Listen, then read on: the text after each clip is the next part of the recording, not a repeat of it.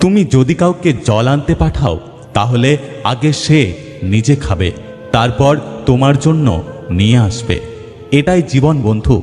আগে সবাই নিজের জন্য বাঁচে, পরে অন্যের কথা চিন্তা করে। সত্যের একটা ইচ্ছে, তাকে যেন সবাই জানে। আর মিথ্যের একটাই ভয়, তাকে যেন কেউ জানতে না পারে। সাপ আর গাছের রং এক হওয়ার কারণে যেমন পাখিটা প্রতিনিয়ত ধোঁকা খেতে থাকে, তেমনি অমানুষগুলো মানুষের মতো দেখতে হওয়ার কারণে ভালো মানুষগুলো ধোঁকা খাচ্ছে। পরিস্থিতি আর সময় যত বেশি জটিল হবে, ততই তুমি মানুষ চিনতে শিখবে। জীবনে একবার একা হয়ে দেখো, এই পৃথিবীতে কেউ কারণ নয়। মানুষের প্রয়োজনে সবাই কাছে আসে, কেউ বা স্বার্থের টানে, আবার কেউ বা আবেগের কারণে। সময় যা নেয় তার চেয়ে বহুগুণ ফিরিয়ে দেয়। শুধু অপেক্ষা করুন আর ধৈর্য ধরুন।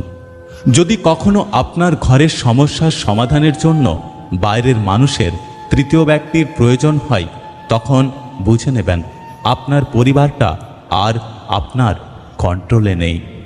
একটা বাস্তব জীবনের কাহিনী। একটি ঘরে 4টি মোমবাতি জ্বলছিল।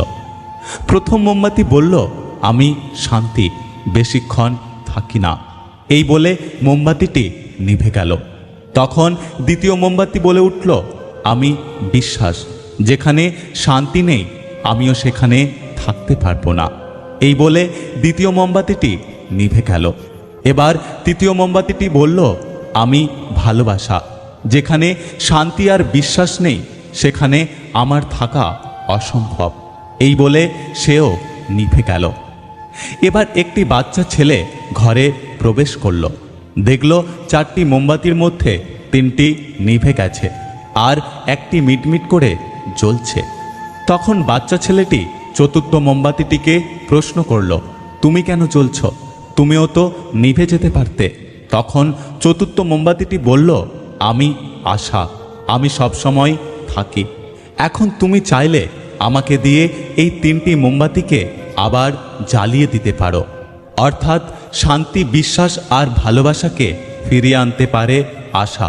তাই মনের মধ্যে আশাকে কখনো মরতে দিও না। পৃথিবীতে সত্যি কেউ কারণ নয়। স্বার্থের কারণে কেউ কেউ কিছু সময়ের জন্য আপন হয়, আর স্বার্থ ফুরিয়ে গেলে কেউ পাশে থাকে না। যদি ভিডিওটি ভালো লাগে পাশে থাকবেন, আর হ্যাঁ, নিজের খেয়াল অবশ্যই রাখবেন। দেখা হচ্ছে পরের ভিডিওতে।